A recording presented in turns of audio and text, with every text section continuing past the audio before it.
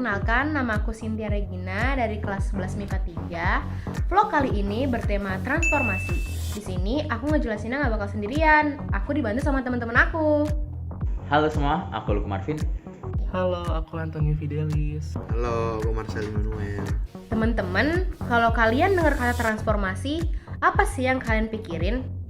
Pasti sebagian besar dari kalian tuh langsung mikir kalau transformasi itu sebuah perubahan bentuk kan? Ya nggak sih? Kayak di film Transformer loh. Kalian tahu film Transformer kan? Yang merubah suatu mobil bertransformasi menjadi sebuah robot. Nah, tanpa kalian sadari, kalau sebenarnya transformasi itu selalu terjadi loh di dunia ini dengan sejalannya perkembangan zaman. Betul banget teman-teman. Contohnya aja nih, sekarang di zamannya perkembangan teknologi yang sangat pesat, robot itu sudah menjadi hal yang biasa. Nah, dengan perkembangan mekanik robot saat ini, tidak dapat dihindari bahwa sedikit demi sedikit beberapa pekerjaan manusia akan digantikan oleh robot. Contohnya pekerja pabrik atau pekerja konstruksi. Nah, cuman sudah umum ya kalau digantikan oleh teknologi atau robot atau teknologi dengan kecerdasan buatan lainnya. Nah, ini menunjukkan bahwa ada transformasi di bidang lapangan pekerjaan. Nah, teman-teman, model robot-robot sekarang juga sudah bertransformasi loh. Yang awalnya masih robot-robot sederhana, namun robot-robot masa kini bentuknya sudah bisa menyerupai tubuh makhluk hidup dan juga bisa memiliki karakteristik tubuh makhluk hidup itu sendiri juga. Nah, dengan begitu sangat memungkinkan bahwa teknologi dapat menggantikan beberapa sistem gerak manusia yang sudah rusak atau hilang. Contohnya itu kaki bionik dan tangan bionik. Nah, dari tadi kan kita tuh udah ngebahas perubahan bentuk. Ada juga transformasi geometri, yaitu perubahan posisi. Dari posisi awal ke posisi yang lain. Ada 4 jenis transformasi geometri, yaitu translasi atau pergeseran, refleksi atau pencerminan, rotasi atau perputaran, dan dilatasi atau perkalian. Oke guys, biar kalian lebih ngerti lagi tentang transformasi geometri dan cara mengerjakannya, mari kita kerjakan contoh soal berikut bersama-sama. Oke, yang A udah pasti transformasi translasi guys, karena transformasi translasi itu kan perubahan posisi secara bergeser. Nah, di sini sebuah mobil remote ini bergerak dari suatu titik ke titik yang lain guys. Artinya itu posisi itu kan bergeser. Jadi transformasi yang terjadi itu adalah transformasi translasi.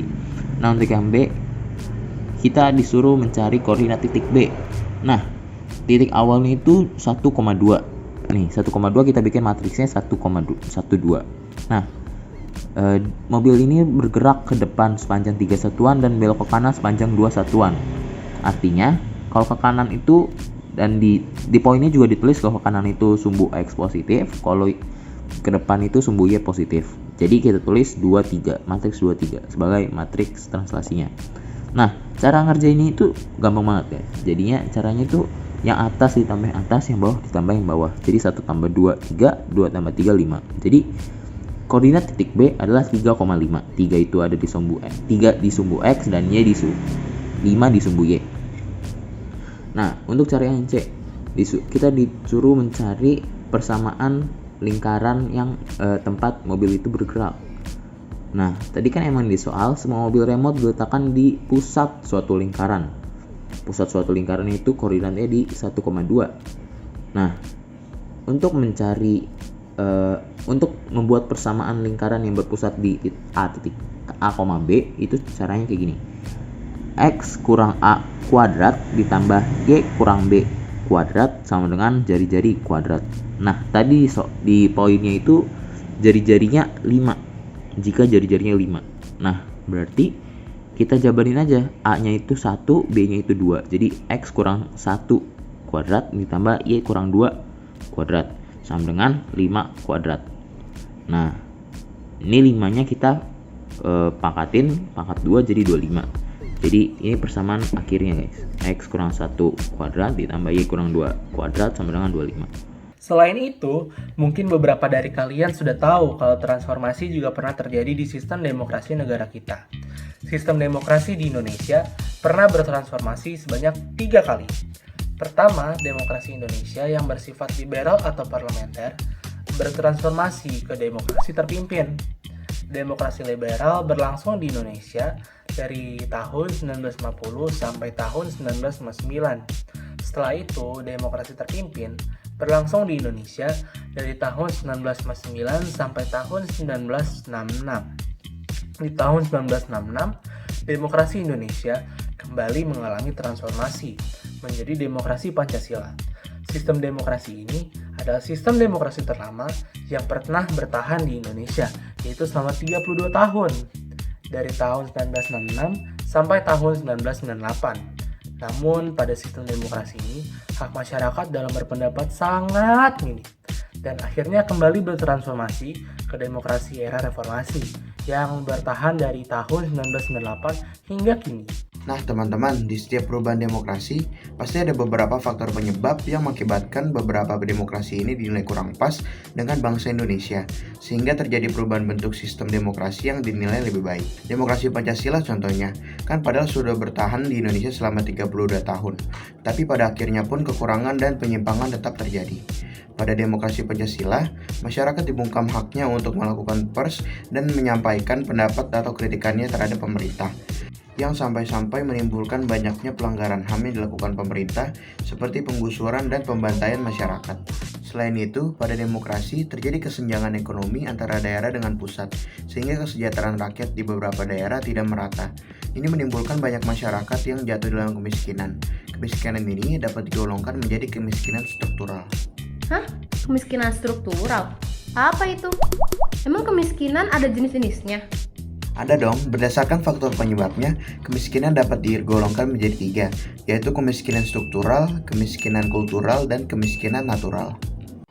Yang pertama ada kemiskinan struktural. Kemiskinan struktural itu merupakan kemiskinan yang terjadi karena rendahnya akses terhadap sumber daya. Hal ini pada umumnya terjadi karena tatanan sosial budaya dan politik yang kurang mendukung untuk membebaskan kemiskinan. Kemiskinan ini biasanya juga mengandung unsur diskriminatif. Yang kedua adalah kemiskinan kultural. Kemiskinan kultural adalah kemiskinan yang terjadi karena pola atau gaya hidup yang pada umumnya berasal dari budaya seseorang yang tidak memperbaiki cara hidupnya, seperti boros, malas, tidak kreatif, dan lain-lain. Sedangkan kemiskinan natural merupakan kemiskinan yang disebabkan oleh faktor-faktor ilmiah seperti cacat tubuh, usia lanjut, lingkungan dengan sumber daya sedikit atau terpencil. Okay guys, you guys probably, and I'm sure you guys have seen a tsunami in maybe television or social media or newspaper. But do you know what is tsunami and how it happens? So now we will give you the explanation of tsunami. So the term of tsunami comes from Japanese "tsu", which mean harbor, and "nami", which mean wave. A tsunami is a series of waves generated when water in a lake or a sea is rapidly displaced on a massive scale. Tidal wave or sea waves due to earthquakes. Tsunamis are sea waves that come suddenly at high speed towards the coast, caused by volcanic activity or earthquakes under the sea. A tsunami can be generated when the seafloor abruptly deforms and vertically displaces the overlying water. Such large vertical movements of the Earth's crust can occur at plate boundary. Subduction of earthquakes are particularly effective in generating tsunamis, and occur where denser oceanic plates slip under the continental plates, as the displaced water mass moves under the influence of gravity to regain its equilibrium. It radiates across the ocean like ripples on a pond. Tsunamis always bring great damage, to say the least. Most of the damage is caused by the huge mass of water behind the initial wavefront, as the height of the seawater keeps rising and floods powerfully into the coastal area. The victims of tsunamis are not little. The casualties are, for example, hit by sluggish water flow and material items being carried away in the tsunami. Besides the victim, of course, tsunami also has a very negative impact on buildings, herbs, agricultural land, and of course, water in general. Nah guys, tsunami adalah salah satu peristiwa alam yang sangat berbahaya bagi manusia karena dapat menyebabkan kerusakan besar, kemiskinan, dan bisa merenggut ribuan jiwa jika terjadi secara mendadak. Maka dari itu, kita wajib waspada setiap saat dan menyiapkan diri untuk menghadapi bencana alam tsunami. Walau tidak semua gempa dan letusan gunung berapi di dasar laut menyebabkan tsunami. Wow, udah banyak sekali materi yang kita bahas pada vlog hari ini. Kita udah ngebahas transformasi di lapangan pekerjaan, transformasi geometri, transformasi demokrasi di Indonesia, kemiskinan, dan kita juga menjelaskan apa itu dan bagaimana tsunami terjadi. Okay guys, thanks for watching our video. If you like it, please click likes and you can share it to your friends or your family. Your likes mean a lot for us. So, thank you guys. Goodbye.